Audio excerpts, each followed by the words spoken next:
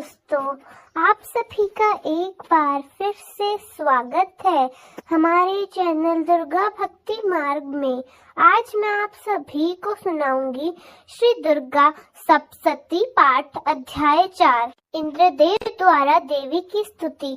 महर्षि मेधा बोले, देवी ने जब पराक्रमी दुरात्मा महिषासुर को मार गिराया और असुरों की सेना को मार डाला, तब इंद्रादीप अपने सिर तथा शरीर को झुकाकर भगवती की स्तुति करने लगे।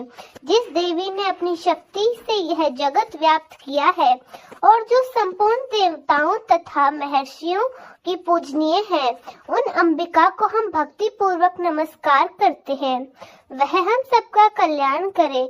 जिस अतुल प्रभाव और बल का वर्णन भगवान विष्णु, शंकर और ब्रह्मा जी भी नहीं कर सके, वही चंडी देवी इस संपूर्ण जगत की पालन करे और अशुभ भय का नाश करे। पुण्यात्माओं के घरों में तुम स्वयं लक्ष्मी रूप में हो और पापियों के घर में तुम अलक्ष्मी रूप में हो और सतकुंभा करते हैं देवी इस विश्व का पालन करती हो। हे देवी, हम तुम्हारे अचिंत रूप का किस प्रकार वर्णन करें। असुरों के नाश करने वाले भारी पराक्रम तथा समस्त देवताओं और दैत्यों के विषय में जो तुम्हारे पवित्र चरित्र है, हम उनको किस प्रकार वर्णित करें। देवी, त्रिगुणात्मक होने पर भी तुम संपूर्ण जगत की उत्पत्ति का कारण हो। देवी, भगवान विष्णु, शंकर आदि किसी भी देवता ने तुम्हारा पार नहीं पाया। तुम सबकी आश्रय हो। यह संपूर्ण जगत तुम्हारा ही अंश रूप है, क्योंकि तुम सबकी आदि भूत प्रगति हो। हे देवी, तुम्हारे जिस नाम के उच्चारण से संपूर्ण युगों में सभी देवता तृप्ति लाभ करते हैं, वे स्वयं तुम ही हो।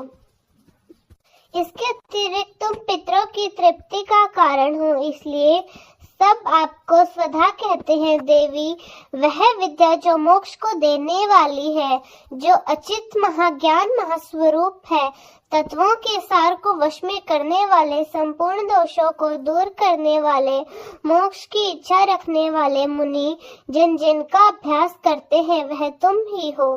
तुम वाणी रूप हो और दोष रहित ऋग तथा यजुर्वेद और उद्रिक्त और सुंदर पदों के पाठ वाले सामवेद की आश्रय रूप हो। तुम भगवती हो।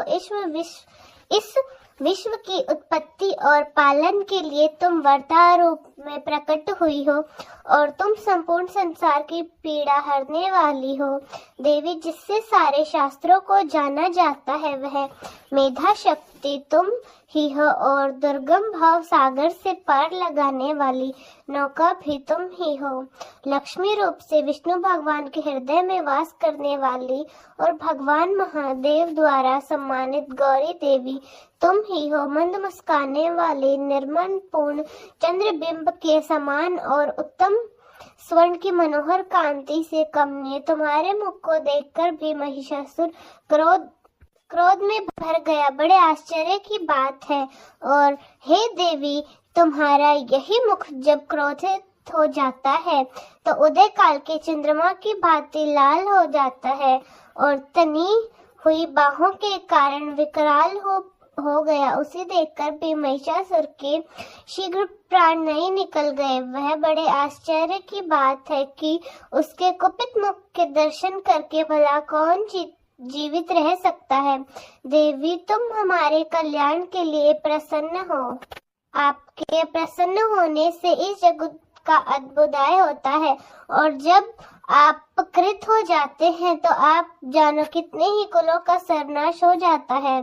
यह हमने अभी अभी जाना है कि जब तुमने महिषासुर की बहुत बड़ी सेना को देखते ही देखते मार गिराया। हे देवी, सदा अभ्युदय देने वाली तुम जिस पर प्रसन्न हो जाती हो, वही देश में सम्मानित होते हैं। उनके धन और यश की वृद्धि होती है। उनका धर्म कभी शिथिल नहीं होता और उनके यहाँ अधिक पुत्र पुत्रियां और नौकर आदि होते हैं। हे देवी, तुम्हारी कृपा से ही धर्मात्मा पुरुष प्रतिदिन श्रद्धा पूर्वक यज्ञ करता है और धर्मानुसार से अंत में स्वर्ग लोक को जाता है, क्योंकि तुम तीनों लोकों में मनवांछित फल देने वाली हो। हे माँ दुर्गे, तुम स्मरण करने पर संपूर्ण जीवों के भय को नष्ट करने वाली हो और स्थिर चित्त वालों के द्वारा चिंतन करने पर उन्हें अत्यंत मंगल देती हो। हे दरिद्र नाशिनी देवी, तुम्हारे सिवा दूसरा कौन है जो तुम्हारा चित्त सदा दूसरों के उपकार में ही लगा रहता है। हे देवी, तुम शत्रुओं को इसलिए मारती हो कि उनके मरने से दूसरों को सुख मिलता है। वे चाहे नरक में जाने के लिए चिरकाल तक पाप करते हैं, किंतु तुम्हारे साथ युद्ध करके सीधे स्वर्ग को जाए, इसलिए तुम उनका वध करती हो। हे देवी, क्या तुम दृष्टिपात मात्र से समस्त असुरों को भस्म नहीं कर सकती? अवश्य ही कर सकती थी, किंतु तुम्हारे शत्रुओं को शस्त्रों द्वारा मारना इसलिए था क्योंकि शत्रुओं के द्वारा मारकर भी वे स्वर्ग को जाए। इस तरह से हे देवी, उन शत्रुओं के प्रति भी तुम्हारा विचार उत्तम है। हे देवी, तुम्हारे उग्र खटक की चमक से और त्रिशूल की नोक की कांति की किरणों से असुरों की आंख फूट नहीं गई। उनका कारण यह था कि वे किरणों से शोभायम तुम्हारे चंद्रमा के समान आनंद प्रकार करने वाले सुंदर मुख को देख रहे थे। हे देवी, तुम्हारा शील पूरे वृतांत को दूर करने वाला है और सबसे अधिक तुम्हारा रूप है, ना तो कभी चिंतन में आ सकता है, ना जिसकी दूसरों से कभी तुलना हो सकती है। तुम्हारा बल और पराक्रम शत्रुओं का नाश करने वाला है। इस तरह तुमने शत्रुओं पर भी दया प्रकट की है। हे देवी, तुम्हारे बल की किसके साथ बराबरी की जा सकती है तथा शत्रुओं को भय देने वाले इतना सुंदर स्वरूप और किसका है? हृदय में कृपा और युद्ध में निपुण होता है। यह दोनों बातें तीनों लोकों में केवल तुम में ही देखने को आई हैं। माते, युद्ध भूमि में शत्रुओं को मारकर तुमने उन्हें स्वर्ग में पहुंचाया है। इस तरह तीनों लोकों की तुमने रक्षा की है। उन्मत्त असुरों में से जो हमें भय था, उनका भी तुमने भय दूर किया। तुमको हमारा नमस्कार है।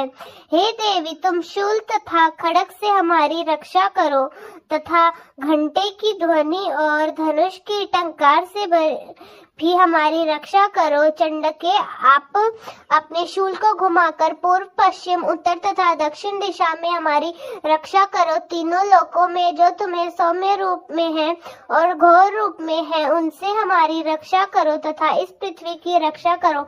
अंबिके, आपके कर पल्लवों में जो खटक, शूल और गदा आदि सहस्त्र शोभा पा रहे हैं, उनसे हमारी रक्षा करो। महर्षि बोले कि इस प्रकार जब सब देवताओं ने जगत माता भगवती की स्तुति की और नंदन वन के पुष्पों तथा गंध अनुलेय पानों के द्वारा उनका पूजन किया, फिर सबने मिलकर जब सुगंधित और दिव्य धूपों द्वारा उनको सुगंध देने वाली तप की, तब देवी ने प्रसन्न होकर कहा, देवताओं, मैं तुम सब पर अत्यंत प्रसन्न हूँ।